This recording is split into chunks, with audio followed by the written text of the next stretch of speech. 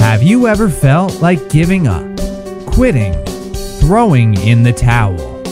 Welcome to Never Ever Give Up Hope featuring Carol Graham. She's an author, health coach, and motivational speaker. Backed into a corner multiple times in her life, Carol shares with you stories on how she overcame some of the toughest obstacles a person can go through in life, but refused to give up hope. Rather than admit defeat, an opportunity was presented, and it involves each and every one of you. Carol will feature spectacular guests who will share their messages of hope, encouragement, and their inspiration to prove why life's adversities only make you stronger. And now, welcoming the host of the show, here's Carol Graham.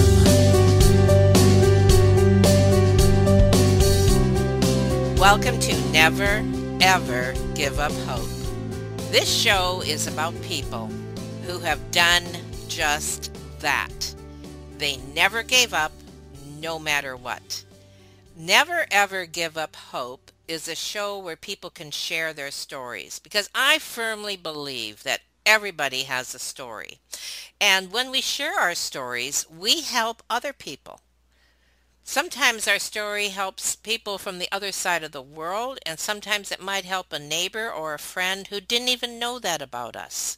And so it is important to realize we all have value in our stories and what we have learned in this journey called life. Some of my guests have survived incredible circumstances, and as a result, each one of them has a passion to help others. I hear that with every single guest. Because of what I went through, I want to be able to help somebody else. Some have survived extreme poverty or disease or abuse. Some have had to overcome serious depression, suicidal attitude, any number of things that is debilitating. And they've had to learn how to survive. And as a result, they share those tips and those encouraging stories with others. And that's what this show is a platform for, to give you the opportunity as listeners, because without you guys, we wouldn't have a show. And I appreciate my listeners in over 140 countries now, all over the world, people looking for the same hope. The subject of hope is international. So thank you, and today is no exception. We have a gal with us today who has, I would like to say, a unique story, but as I mentioned earlier, everybody has a story and each one is unique. But in all the years, which is now 5 years that I have been interviewing people, I have never interviewed a person with multiple personality disorder. And I am so happy to have the opportunity to interview Irene McKain Turner today for that reason. And she is not going to only share what she went through and what her life was like as a result of that disorder, but how she was able to turn her life around. And now her passion is to help other people who may be going through this or who may know someone. Irene was finally diagnosed with multiple personality disorder after a whole lifetime of mystery about who she was and why she was suffering. And I know people are going to relate to her story for that very reason. This is not a subject we hear a lot about, but with people who have lived through the pain of not knowing who they are, it's a very real subject that needs to be addressed and we need to be made aware of. So I welcome Irene McKain Turner. Hi, Irene. Hi. Hi, Carol. Oh, I'm so excited. I just have goosebumps to think how much you're going to share with us today. I can't wait to hear your story. I know you have written a book, and we'll talk about that as well. But in the beginning, before we get into the disorder per se, In your memoir, you share your abusive childhood. And I believe, and please correct me if I'm wrong, that this may have been a contributing factor. So, could you share a bit about that and how you coped with that? It was a very big factor, and Okay. and I must say that too many people think that childhood is just a happy time that you go through. I began very, very early thinking that I was totally different, and I'll explain that in just a minute. And partly because of that, I developed coping mechanisms by burying. Um, I was born to my mother, who was not married, um, right at the beginning of the Second World War, and she made the decision, or actually her mother helped her make the decision to stay with her mother until I was born. And mother was a very intelligent person, but she had very little common sense. Um, Fast forward just a couple months, she just could not cope with being a mother, and so she actually left, so I felt abandoned. My grandmother insisted that I stay with her, although my uncle and aunt had wanted to adopt me. And so some people have said that perhaps my early abuse started by my grandmother, totally unintentional. She thought she was doing the right thing, but in reality, it helped to underscore my feeling of being different. I didn't have a father, and interestingly, I did not know who he was until very much later in my life. My mother abandoned me, and I lived with my grandmother in a little tiny town in the deep south. My grandmother worked in a textile mill. It was the custom to almost all the people in that little community who worked to have a maid and to come in and do the cooking and care for their children. And so I had such a caretaker. And I think in retrospect, she thought she was doing the right thing, but she only added to my sense of feeling unworthy and unloved, because she actually physically abused me by giving me harsh beatings and making me go out into the backyard and cut down a switch from our peach tree so she could switch me. I grew up feeling abandoned and unloved, and even though all my physical needs were cared for, I was never hungry, I was never not clothed well, but I just felt unloved. And it carried over till, well, until my adult life. But it started as a baby, actually. I was told over and over again how my mother didn't love me. And you have to understand that it was in the deep South when there was such a stigma attached to unwed mothers, even though they sort of whispered about it rather than talking about it.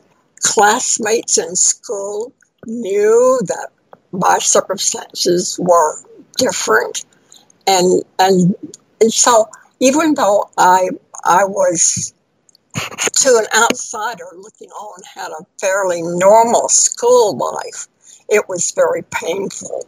I was ostracized, but I developed the need to show, to give people what I thought they needed. So I identified myself not by who I was, but for what I could give, and tried so hard to please everybody, and yet could not do that. My mother stayed with her mother, my grandmother, and I wanted so much to be a part of that love, as I understood later. But my mother looked at me, I think, as an infant, not to love and cuddle and just love, but oh my goodness, what have I done? And so I firmly believe that even as an infant, um, people, children, babies can feel abandoned. And it begins even that early to make an impact on their life. Who am I? And you come up with the answer, I don't deserve anything.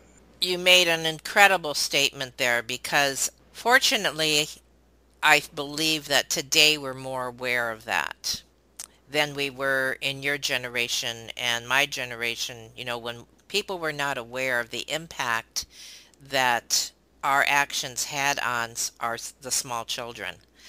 And it's so important, Carol. And I fear that in this particular generation, we're slipping badly, even though we lip service it. We don't really spend time and love and cuddle these little babies and young children. In this day and age where parents are working, both of them, and they have so many obligations and there's so many activities that it definitely has an impact, I believe, on the child, just like you said. I am absolutely convinced that that's where my feeling of insecurity and abandonment began. You became a single mom, so you married. And did you get that love when you married, and did you feel like now you finally have arrived, or share a little bit about that scenario? That was a really difficult part of my life, obviously. I loved my husband very much, and yet I discovered pretty soon after we were married that he was not a selfish, but a self-absorbed person.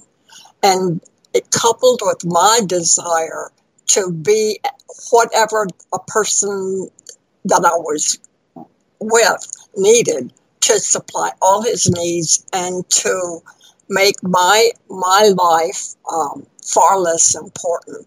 So I ended up doing everything he wanted to do. Like we were married and he was working, and suddenly he just decided that he was going to graduate school and didn't ask for input from me or anything. And so our life was like that forever, the whole time we were married. And at every turn, I tried very hard to please him.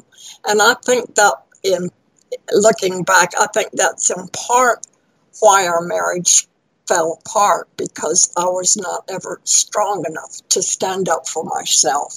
I often quoted several people, and it's a cliche, I know, but if he said jump, I would say, yes, master, how high? Rather than, I don't feel like jumping right now. Listen to what I have to say. So that's hard. Even at the time when he finally said, Irene, I don't love you. I'm not sure I ever did. Maybe I adored you, but that's not the same thing. And it crushed me. But I didn't protest. I just let him file for a divorce. And in many ways, I paid for that as well. I would have done things totally differently now. I think though too that is part of that generation, isn't it? Where, Yes. and unfortunately women did not have the voice that they have now, and they felt they had to stay in their place per se. Getting toward the story of the personality disorder, did you start to feel that you were, even in your childhood, starting to maybe squelch some of the things that you were feeling, whether it was your childhood or your marriage, so that you wanted to be somebody else? Like, where did that transition happen? I believe that it started at a very, very early age, without any knowledge on my part. I discovered that if I buried my feelings and it would be okay. And even though I had the sense to realize that I had more to offer, I just felt like I wasn't worthy of sharing the good things about me. I had our family dog was my constant companion as I was growing up as a little child. And he had a very special place in our backyard where he buried his bones. And so I mimicked him and I buried my thoughts and my hurts there. And there was a part of me that believed deep down that I was much better than I really showed on the outside. And so I think it started then. And then when I graduated high school, I thought, oh, I can now, I think, be myself. And I wasn't certain how that was going to happen. But I went to college, and I think for the first time, I recognized that maybe there was a different part of me. I didn't consciously say, okay, this part needs to do that. But I began to miss time, kind of like temporary amnesia. And I would think, oh my goodness, how did I do that? When did I do that? And I discovered not as it was actually happening, that I must be a better person than I felt like. And even into my marriage, I also, it's not really pretending, but I felt like I had to be a different person if I was going to endure whatever. So, and as we talk about my book later, I think I'll talk about some of the 14, 15 personalities that I had, and they all came to my rescue. And but as I said, even as a very young child, I thought, I must be better. There must be a better part of me. And as it turned out, there was, or there is. Why don't you share that right now? What it was like from your point of view, let alone how did you differentiate between that many personalities, then also how to recognize it in somebody else. So that's kind of a threefold question, and we'll take it piece by piece. But let's start with when you started realizing that you had more than one personality and how it expanded into several. Well, let me tell you, by the time I was divorced and living actually with my father-in-law, who I loved, I discovered that I was just hopeless and I wanted to die, and actually tried to kill myself. I had some guardian angels, and as I said in my book, actually, I ended up at the hospital and not the funeral home where I had hoped to end. I had wonderful, wonderful therapists. I digress for just a minute. A multiple personality is one of the rarest mental health illnesses, and it's generally women who have this. But I didn't even realize this until one day my therapist, who had been seeing me several months by then, said, "I believe you're more than one." And that's how the title of my book came. And she said that she had observed in talking to me that she believed that there were several of me at that time. And I could not, I just fell apart. I cried, and I thought I wanted to run away from her office and just crawl under the tree that was right outside her office window. it's very, very, very hard for people to understand the seeming mood switches. One moment I'm very competent. One day I'll just seem to be daydreaming and not able to accomplish anything. As a matter of fact, one of my bosses said later, Irene, I observed that you do in one day more than 3 people can do usually, but the next day you seem to daydream the whole day away. What is wrong with you?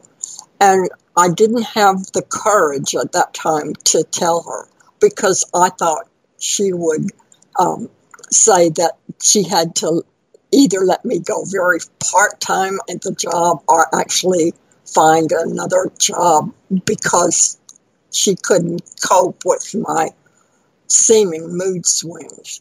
But because I had such an incredible therapist, she began to talk to who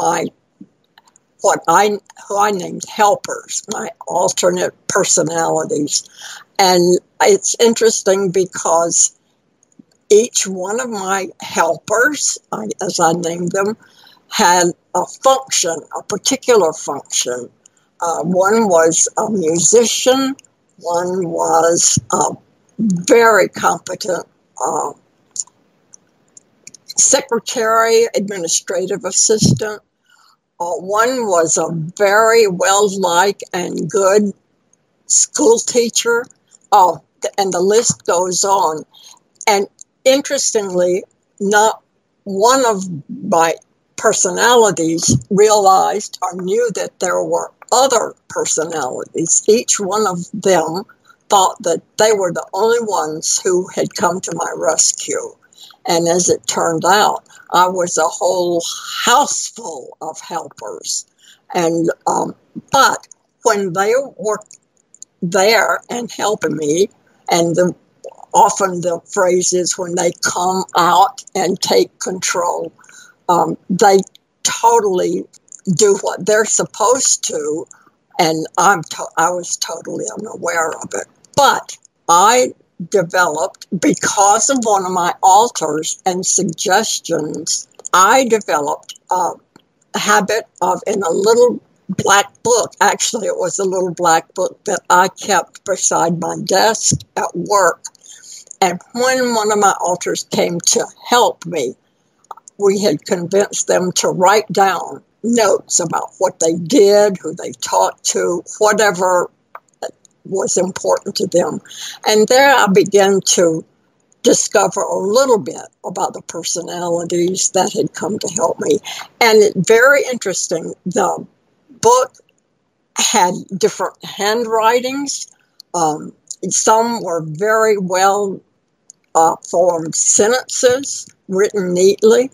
Some were scattered notes that made sense only to me. And so even in that little helpful notebook that I kept for a couple of years showed how many of me there really was. I noticed that you keep referring to them as helpers.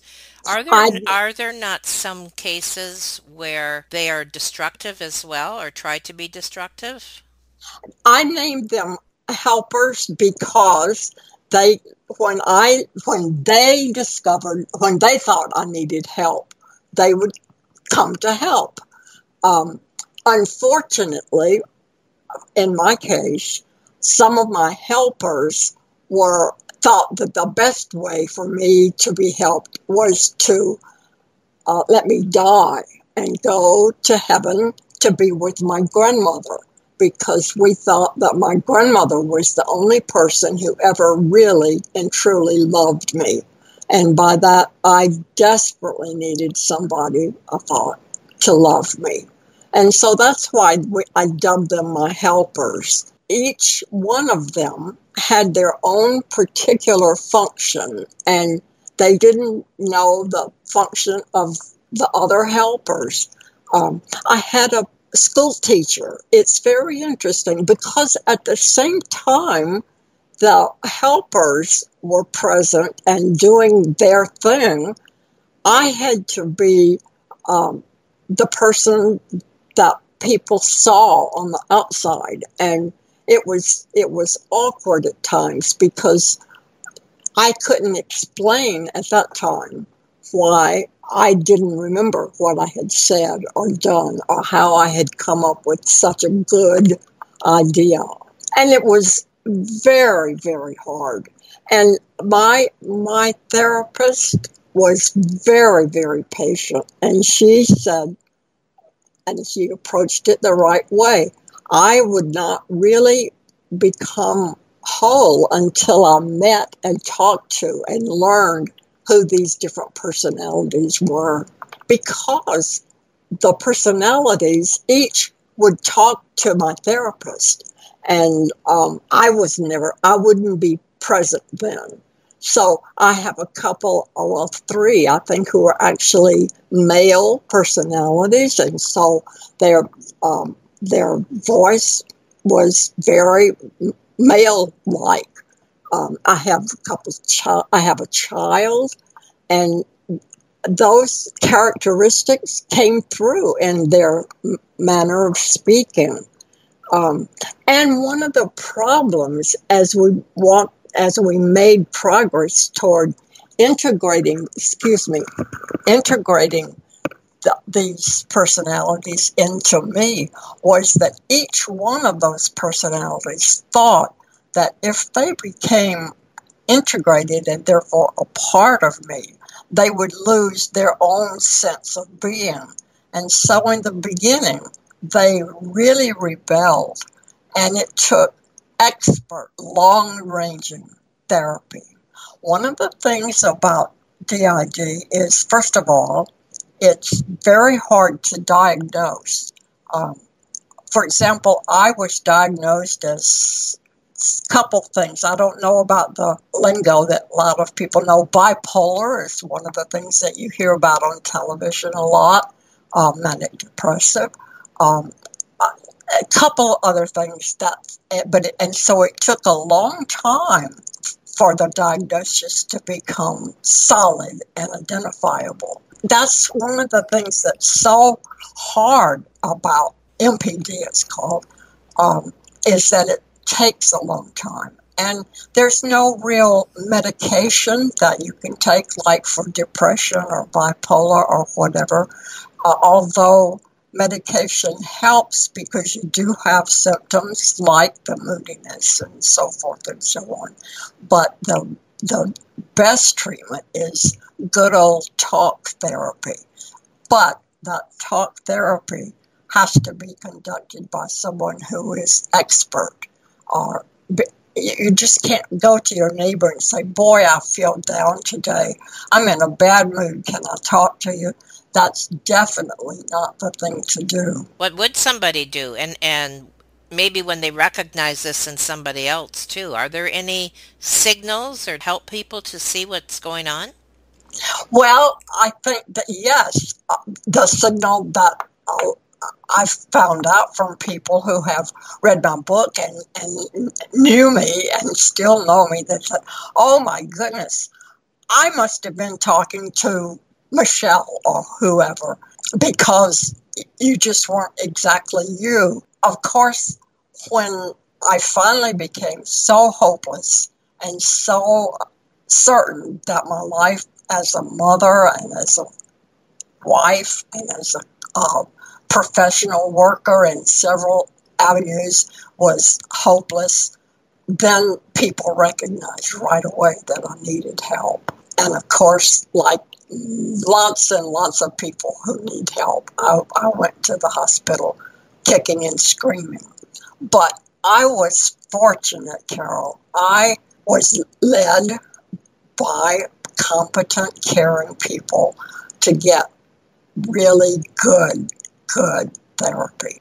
There's some therapists, and even now, even though it's clearing up, there are many therapists who think that DID, it's also called dissociative disorder, identity disorder, is a figment of the doctor's imagination, only to make you can be dependent upon them.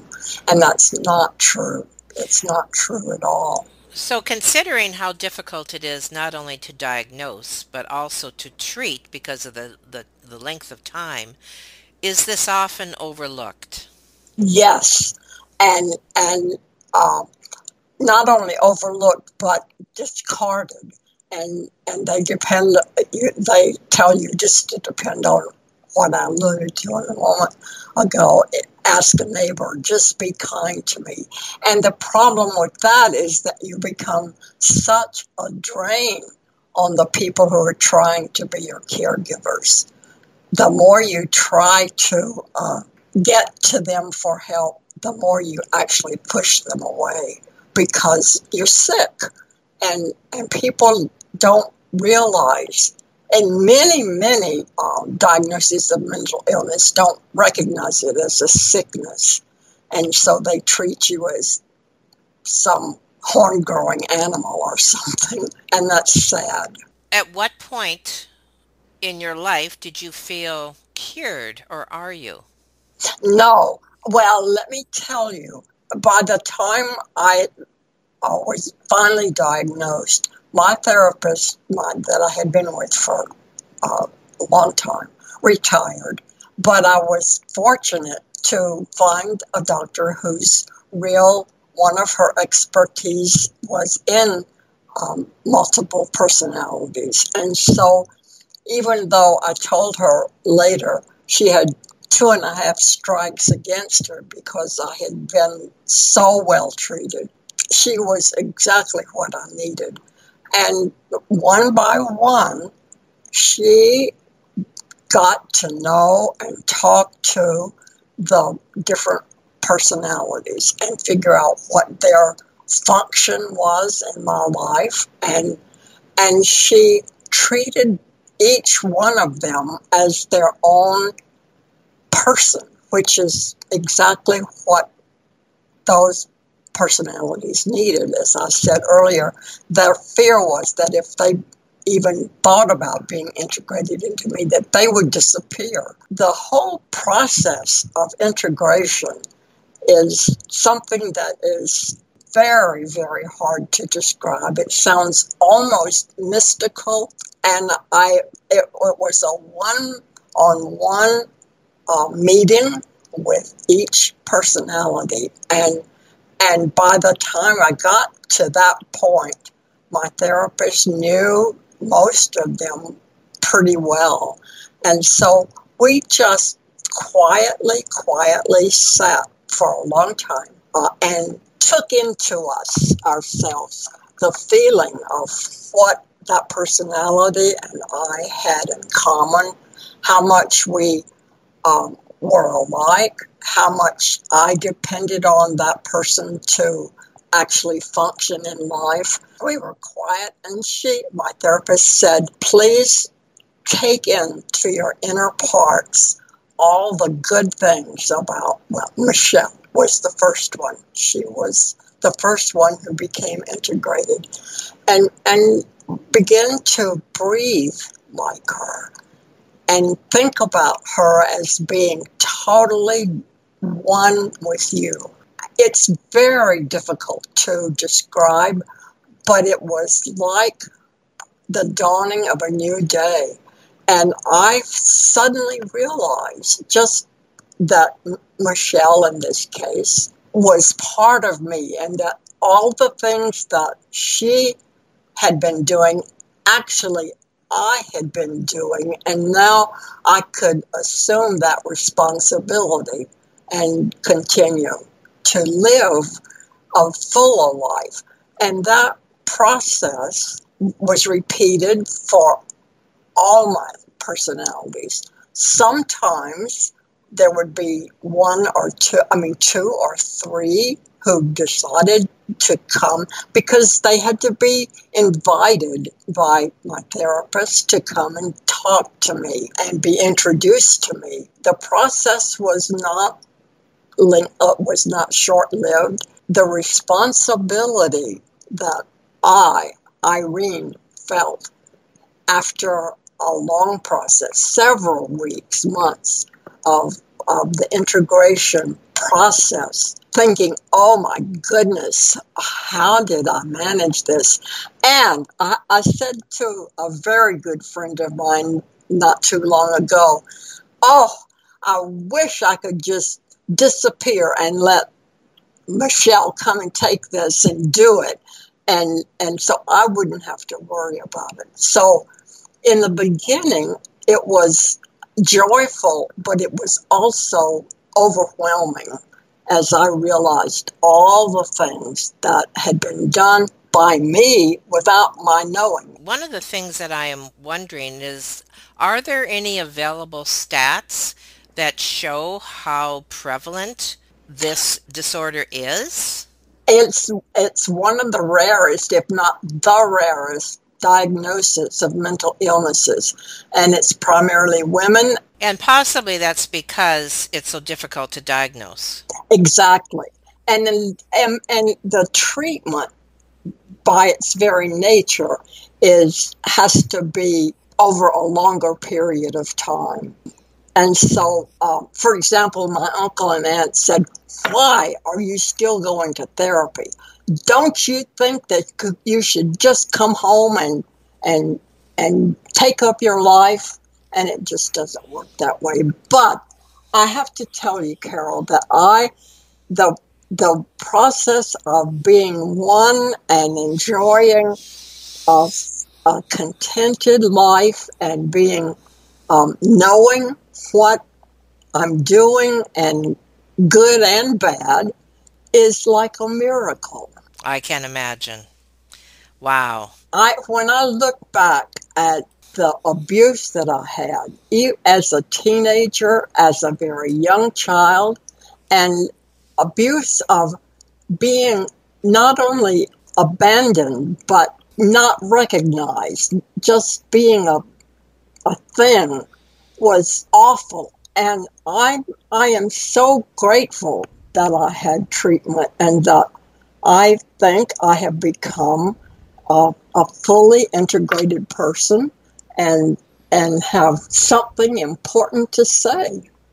Most definitely. And as I'm listening to you, it's almost like it's shocking, and yet, through TV and movies, etc., we certainly have become aware of this. But to hear somebody who experienced it and the devastation that you had to go through in many aspects of your life, I don't think you can relate to unless you have experienced it. And that is very difficult for most people to understand. Now, do you recognize this ever in somebody else? And are there any signs that people can look for if they think that someone they know may be suffering with this disorder?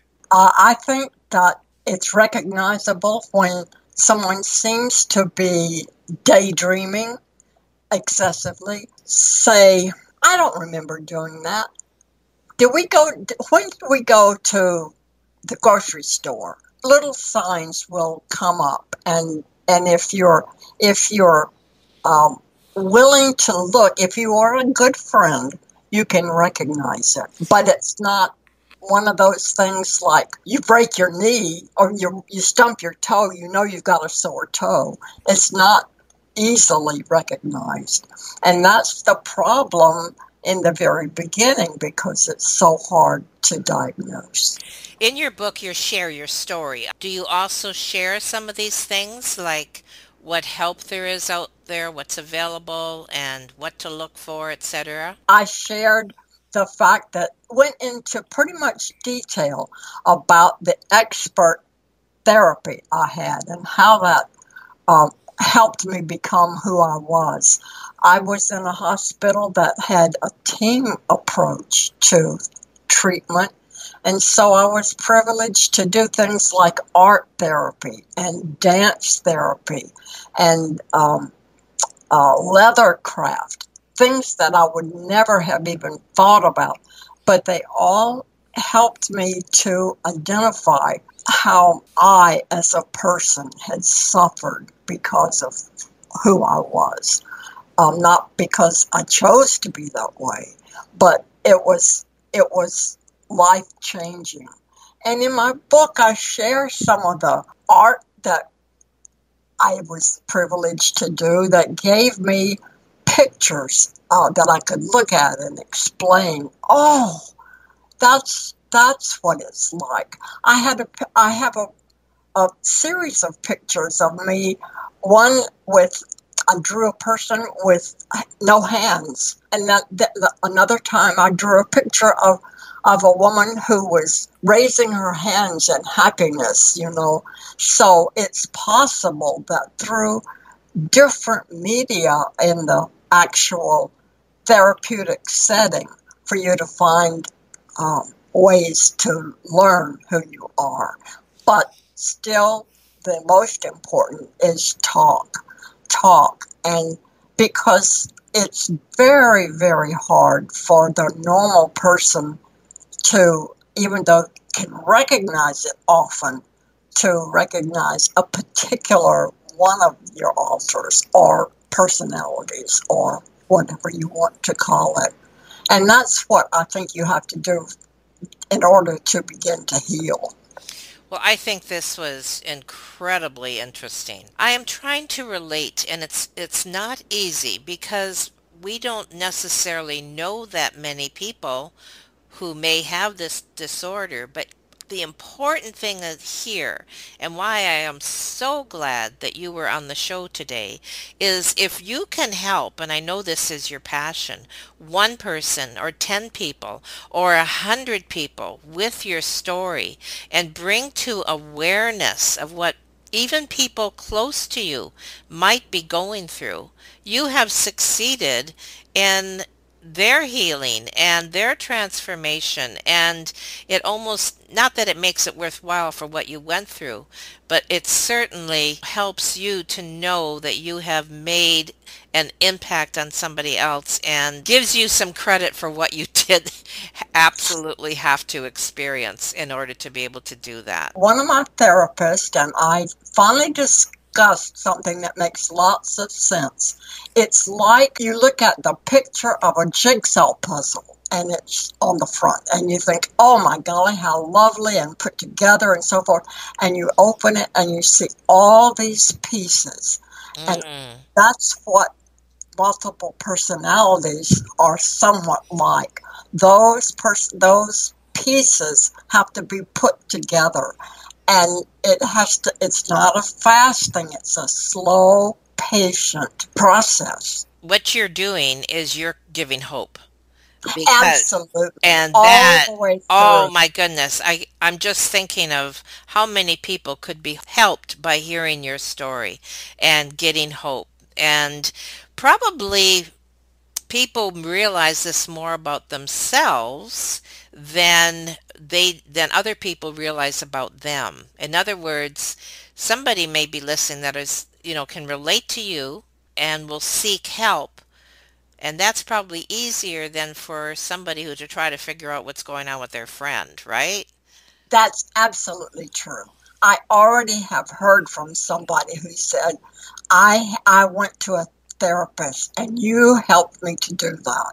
Oh, it's amazing. That makes me happy. Yes, exactly. Well, I thank you, Irene, for sharing this incredible story. And I know that my listeners will want to get your book and share your book too, because I think we all, if we think about it, know somebody that can be helped, and also that it's a true story, and especially when there's stories of passion such as yours is. And so I thank you so much for going back into your youth and dredging up some of the things that you had to go through, and your therapy and the understanding of all these personalities, and that there is hope. So the title of your book is I Was More Than One. That alone is a terrific summary. You were more than one, and your journey of how to get to the realization and get to the healing. And so I thank you, Irene, for sharing today on Never Ever Give Up Hope. I encourage everybody to feel that way because I didn't, and I'm a perfect example. Thank you for listening to Never Ever Give Up Hope, featuring Carol Graham. Did you know that most people succeed because they are determined to? Quitting was never an option.